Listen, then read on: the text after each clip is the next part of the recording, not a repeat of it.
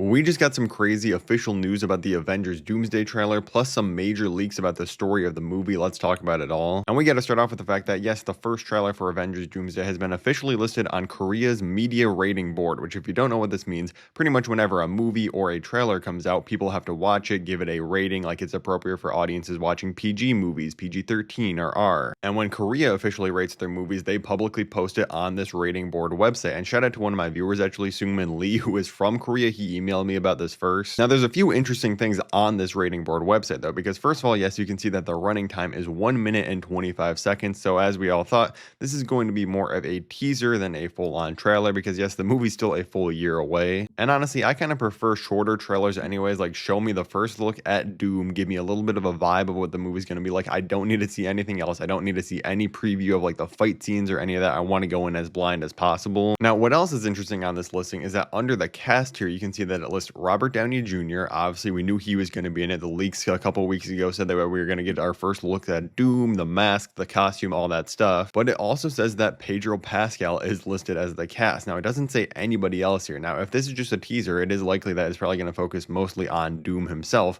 But it definitely seems like the highlight is going to be Doom versus Reed, which is great that presumably in the very first trailer for this movie, the two main focuses are going to be Doom and Reed, because obviously Dr. Doom is a Fantastic Four villain first and foremost. I know a lot of people were kind of worried about him being in an Avengers movie. They're like, hey, are they going to maybe shy away from him and Reed's dynamic and just focus on him being a more general villain? But it definitely seems like their conflict is going to be a huge focus in this story, or at least the first trailer. I've mentioned this part before, but just to recap, it seems like the two most likely days that this trailer could release are on Thursday of this week, because insider Daniel RPK says there's going to be a Disney trailer on that day. We just don't know if it's Doomsday or not.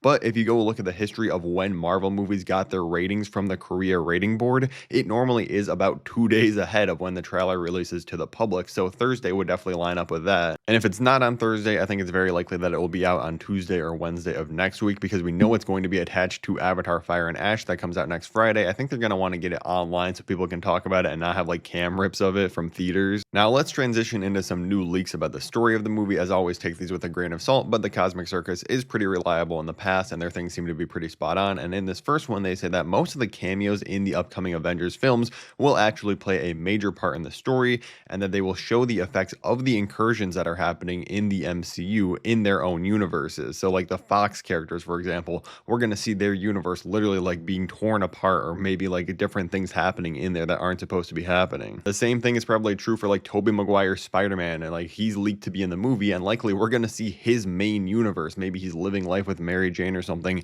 and something happens because of an incursion, and he's like, okay, yeah, I got to join the fight with these other Avengers from different universes. Which I am glad. This is kind of what I was theorizing from the beginning, that they're actually giving them an important reason to be in the story. It's not just cameos for cameo's sake. Like even Deadpool and Wolverine, they all had a good reason to be there. Characters like Gambit and Blade and stuff. Then the interesting part is he says they will later be called upon by a higher authority to join the fight. Now, obviously one theory could be that this is Dr. Doom himself, that he's like maybe manipulating the people, like they look up to him and are trusting him. He's like, hey guys, I need you for this battle or something, and then he ends up tricking them to all fighting each other. This could also be someone bigger like the Beyonder or something, but I really don't know if that movie's going to do that. Or possibly maybe Loki is like the person that reaches across the multiverse and tells all these people like, hey, we all need to team up and fight together against Doom. It's really just going to be crazy to truly see all these different characters from all the different Marvel movie universes team up for the very first time in this movie. Like I still can't believe this is happening in like a little over a year from now. Now, a few days ago, Daniel RPK says that Avengers Doomsday will reportedly act as a direct sequel to Avengers Endgame, and he actually said this right before they announced that they're re-releasing Avengers Endgame in theaters a few months before Doomsday releases. And this also kind of lines up with what we're now hearing from the Cosmic Circus, but we've heard this from other insiders and leakers a couple months ago, saying that apparently Dr. Doom is going to be going after Steve Rogers in Avengers Doomsday. One theory is that Steve Rogers, kind of doing everything with the Time Stone and all the other Infinity Stones,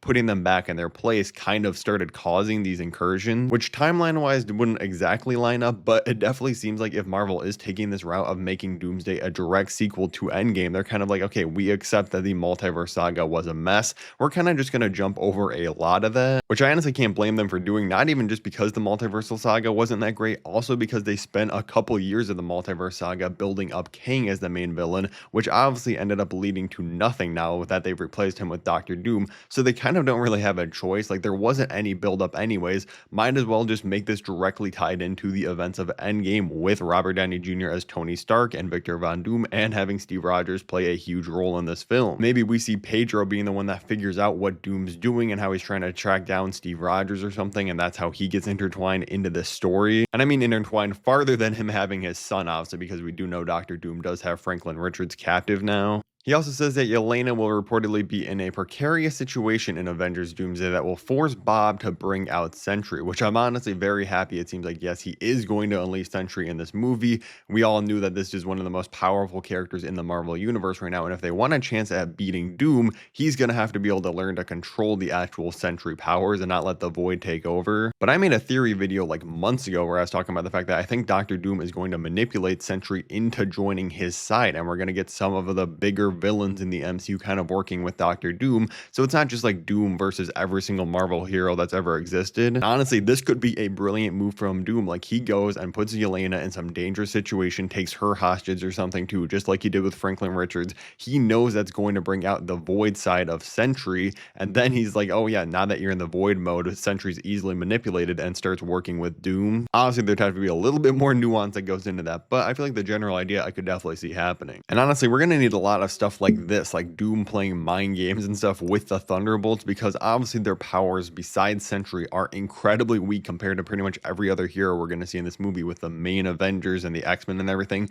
but I still want them to be heavily involved in the story, so hopefully Marvel is cooking behind the scenes there. Now, another one that seems obvious on the surface, to really actually think about it for a second, is that the Cosmic Circus is also saying that Spider-Man Brand New Day and Vision Quest will reportedly start setting up Avengers Secret Wars, not Doomsday. Now, both of these projects are coming out before Doomsday, but Paul Bettany as Vision and Tom Holland as Spider-Man have still not been confirmed to be in the next Avengers movie. And I mean, this definitely makes it sound like neither of these characters are going to be in Doomsday. They're both being saved for Secret Wars, which just makes me wonder, how do they set this up now? I feel like they're not just going to have Doctor Doom appear in the post-credit scene for Spider-Man Brand New Day or anything like that, or Vision Quest. I feel like we're going to see something else. Maybe we see the incursions start happening to the main MCU timeline here, just like we saw at the end of Doctor Strange and the Multiverse of Madness with Clea showing up. I don't know. It's going to be curious to see, though, how do you set up these two characters with something that's big and teases Avengers Secret Wars, but that doesn't involve them in the events of Doomsday? Let me know your theories in the comments below. Make sure to drop a like on the video before the next topic, which is shifting away from any leaks and going over to this new viewership report from Disney Plus, which is talking about the fact that the Fantastic Four First Steps has had the worst Disney Plus debut of any MCU title, and it earned 4.9 million views.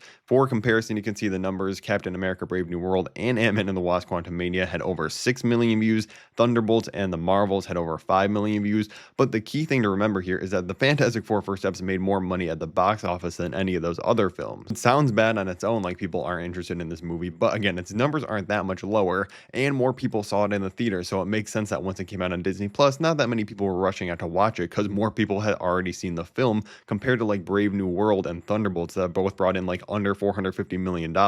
People were just waiting for Disney Plus for that one. I still do think there's probably some concern for Marvel at the fact that even though the Fantastic Four First Steps made more than all these movies listed, it still didn't cross $600 million at the box office, and these numbers on Disney Plus don't show that the general audience is that invested in these characters, and obviously it does seem like Reed is going to be a heavy part of the next Avengers movies, so I guess they're just gonna have to win over the audience in that next Avengers film. Now make sure to drop a like in the video and subscribe. We got the Supergirl and Doomsday trailer coming out in the next week. I'm going to be covering all of that, tons of theories, breakdowns, and so much more.